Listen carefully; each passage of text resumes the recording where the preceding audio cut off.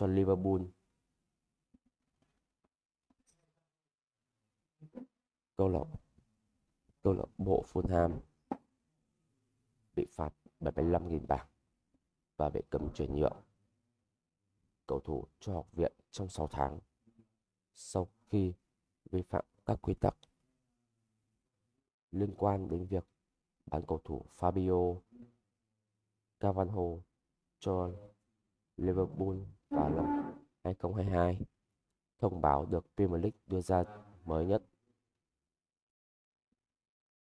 Cầu thủ trẻ người Bồ Đào Nha rời sân Craven Cottage để gia nhập đội bóng Jurgen Klopp vào tháng 7 2022 với mức phí được báo cáo là 5 triệu bảng, có khả năng tăng lên 7,7 triệu bảng tùy vào thành tích.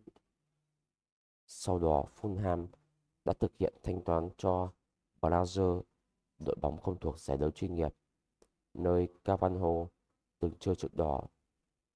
Khoản thanh toán đó đã trái với quy luật định đăng ký của Premier League và Fulham đã chấp nhận vi phạm từ Liên đoàn bóng đá nước Anh. Premier League và Fulham đã ký một thỏa thuận xử phạt sau khi câu lạc bộ chấp nhận vi phạm các quy tắc của Premier League liên quan đến đăng ký cầu thủ. Liên đoàn bóng đá Anh công bố trong một tuyên bố hôm thứ Ba, ngoài việc phải nhận khoản tiền phạt 75.000 bảng, Fulham còn bị cấm chuyển nhượng 6 tháng đối với bất kỳ cầu thủ nào của học viện đã gắn bó với các câu lạc bộ khác.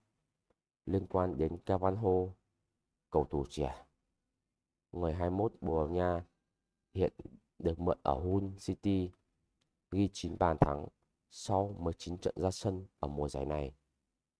Và trước đó, cầu thủ sinh năm 2002 này cũng đã ra sân 21 lần và ghi 3 bàn cho Liverpool sau khi chuyển đến từ phía Tây London.